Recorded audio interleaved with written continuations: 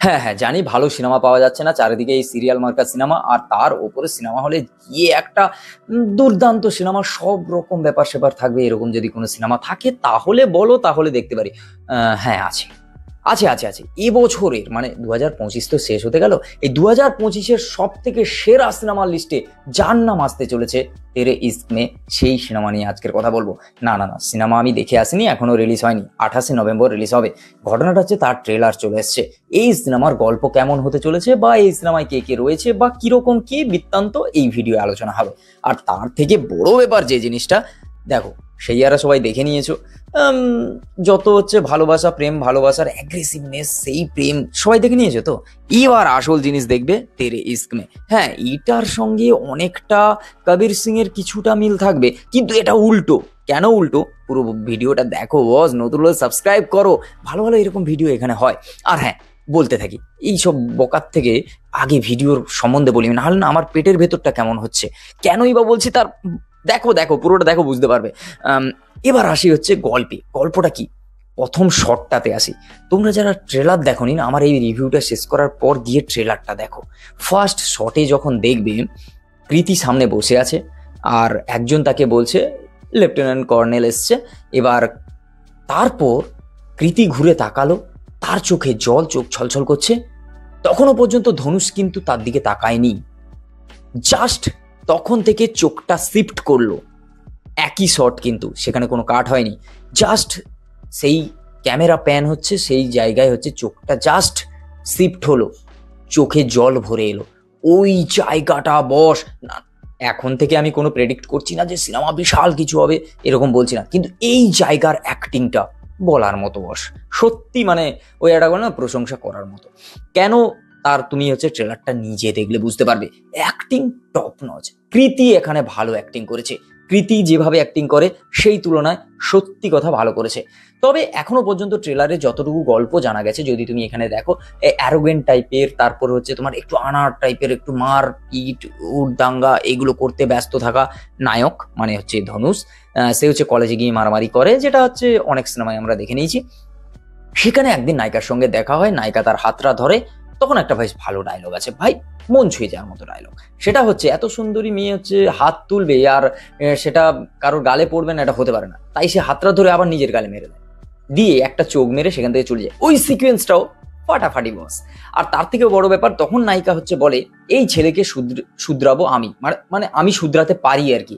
তখন সে এই কথাটা বলে, আর সে সাইকোলজি স্টুডেন্ট বা সাইকোলজি নিয়ে পড়ছে, এরকম কিছু এখানে দেখানো হয়।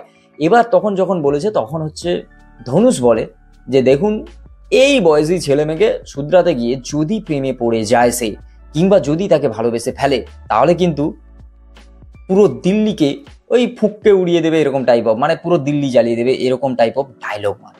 এবার তাও ঘটনাটা তাই হয় লাস্টে। লাস্টে কি হয়, হঠাৎ একদিন এরকম কোনো বিয়ের সিকোয়েন্স বা কোনো কিছু হয়েছে, বা নায়িকার কোথাও বিয়ে হয়ে যাবে, এরকম কোনো সিকোয়েন্স রয়েছে, সেখানে ধনুষ আসে আর পুরোটা আগুন টাগুন জ্বালিয়ে দিয়ে সেখানে হচ্ছে একটা জিনিস হয়। আর তারপর সেখানে অনেক পুলিশ তাকে মারে, আর তারপর তাকে টেনে টেনে নিয়ে যাওয়ার সময় ওই যে সিচুয়েশনটা, তাকে টেনে নিয়ে পুরো পুলিশ যাচ্ছে, আর সে এক দৃষ্টি তাকিয়ে আছে, ওই জায়গাটাও ভাই, মানে এই সিনেমায় অ্যাক্টিং তোমাকে ভরপুর দেখাবে। আর তার থেকে বড় ব্যাপার আরেকটা জিনিস, চোখের অ্যাক্টিং এর বা চোখের যে একটা কাজ রয়েছে, সেটা এই সিনেমায় ভালো করে দেখিয়েছে। ওই আর কি, পুরো যেন একদম হার্টে লাগবে বস। হ্যাঁ, তারপরে গল্পটাই যাই। এবার তারপরে ধনুষ আর এখানে ফেরে না। এবার প্রেম মানেই যে মৃত্যু তা নয়, মুক্তি হতে পারে। এবার ঘটনাটা হচ্ছে এখানে যে এইসব ডায়লগগুলো ব্যাক টু ব্যাক আসছে, বেশ ভালো লাগছে। আর তার থেকে বড় ব্যাপার, তারপর ধনুষ চলে যায়, ধনুষ সেখান থেকে তার স্ট্রাগল স্টার্ট হয়, নিজেকে এত কষ্ট দেয়, এত কষ্ট দেয়, তারপর সে হচ্ছে ফ্লাইট জেট চালানো শুরু করে। এবার যুদ্ধ বিমান যেগুলো হয় সেগুলো চালানো শুরু করে, সে হচ্ছে সেখানকার কাজে এখন সে নিজেকে ব্যস্ত করে নিয়েছে। এখানে উল্টো, সেই যে চলে যাওয়াটা মেনে নিতে না পেরে মেয়ে, এখানে উল্টো মেয়ে হচ্ছে নেশা করা শুরু করেছে, মদ খাচ্ছে, সিগারেট খাচ্ছে, নেশা করছে, ছেলের জন্য পাগল।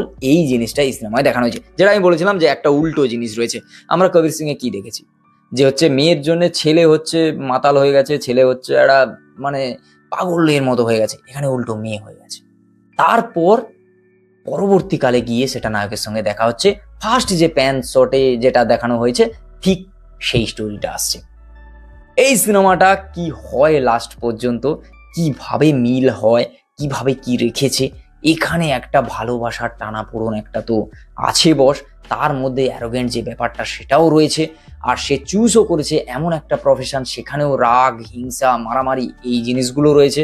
এই সিনেমা তোমাকে রাগ, হিংসা, মারামারি, অ্যারোগেন্ট এইসব জিনিস তো দেখাবে, সঙ্গে প্রেম, ভালোবাসা এই জিনিসটা দেখাবে, ভালো গল্প দেখাবে, অ্যাক্টিং ভালো দেখাবে, আর ব্যাকগ্রাউন্ড সং মানে মিউজিক বলো বা এখানে যে গানগুলো ইউজ করা হবে সেটাও যে টপ নচ হতে পারে, তার কারণ A.R. রহমান। এই মিউজিক ডিরেক্টর কিন্তু A.R. রহমান। তো কি হতে পারে, কতটা টপ নচ হতে পারে এই সিনেমা এখন থেকেই বোঝা যাচ্ছে। কেন এত কথা বলছি, তেরে ইস্কমে এই সিনেমা এই বছরে যারা সেইয়ারা দেখে হচ্ছে ফ্ল্যাট হয়ে গেছে, সেইয়ারা দেখে যারা হচ্ছে মানে মাথা খারাপ হয়ে গেছে যাদের, এই সিনেমা দেখে তারা কমায় চলে যাবে, একদম বস কমায় চলে যাবে আমি বলছি। যাই হোক, এতক্ষণ যখন দেখে নিয়েছো নিশ্চয়ই আশা করি একটা লাইক করে দিয়েছো, সাবস্ক্রাইব তো করাই আছে।